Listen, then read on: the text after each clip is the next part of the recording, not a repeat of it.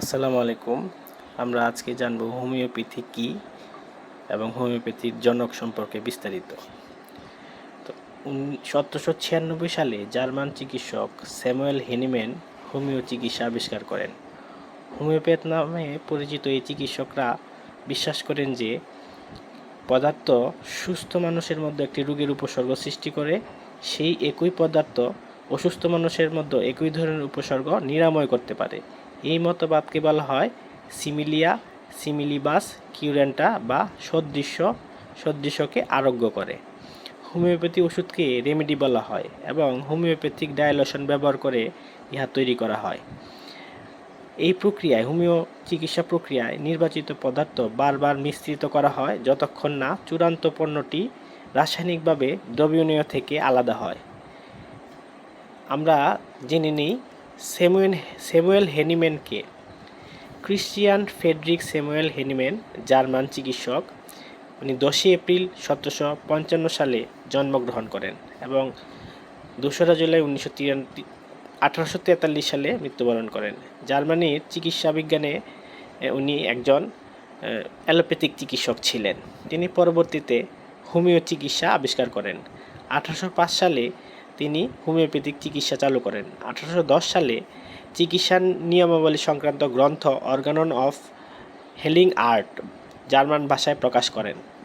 1812 সালের 29 সেপ্টেম্বর হতে 1821 সাল পর্যন্ত লিপজিগ বিশ্ববিদ্যালয়ে হোমিও চিকিৎসা প্রদান করেন। স্যামুয়েল হেনিম্যান জার্মানের সাক্সনি রাজ্যের ড্রেসডেন শহরের নিকটে মিশেন অঞ্চলে জন্মগ্রহণ করেন। তার পিতা ছিলেন ক্রিশ্চিয়ান গটফ্রিড হেনিম্যান। চীনামাটির পাত্রের জন্য বিখ্যাত শহর হচ্ছে মিশেন। হেনিম্যানের মাতা হচ্ছে জোহরা ক্রিশ্চিয়ান। তিনি ছিলেন তার পিতার দ্বিতীয় স্ত্রী।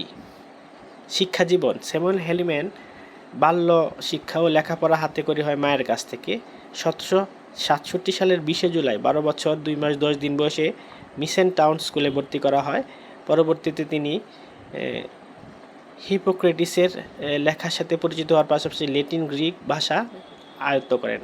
1775 সালে লিপজিগ বিশ্ববিদ্যালয়ের মেডিসিন বিভাগে ভর্তি হন। তিনি এই প্রতিষ্ঠানের অব্যবস্থাপনা ও কম সুযোগ সুবিধার জন্য অস্বস্তি বোধ করেন। মেডিসিন শিক্ষার্থীদের জন্য লিপজিগ বিশ্ববিদ্যালয় ছিল না কোনো হাসপাতাল। পরবর্তীতে 1777 সালে অস্ট্রিয়ার ভিয়েনায় ব্রাদার্স অফ মার্সি হাসপাতালে চিকিৎসাবিদ্যা শিখেন তিনি। পরবর্তীতে তিনি একজন চিকিৎসক, অ্যালোপ্যাথিক চিকিৎসক হিসেবে তিনি বিভিন্ন কার্যক্রম শুরু করেন, চিকিৎসা পেশা শুরু করেন। এবার আসি হেনিম্যানের যে সার্বিক বিষয় বা হোমিওপ্যাথিক চিকিৎসা। হোমিওপ্যাথিক চিকিৎসা তিনি আবিষ্কার করেন। হেনিম্যান তার প্রচলিত চিকিৎসা ব্যবস্থার প্রতি বিরূপ ছিলেন বিধায় এই চিকিৎসা ব্যবস্থা থেকে বের হয়ে নতুন কিছু করার চিন্তাভাবনা করছিলেন।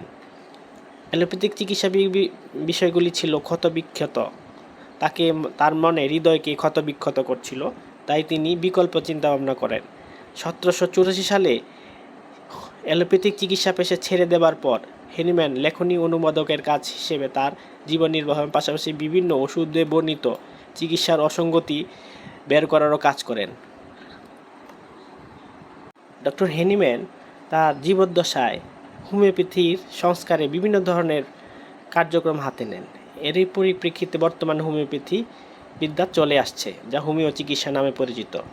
1843 সালের 2 জুলাই রোববার তিনি মৃত্যুবরণ করেন।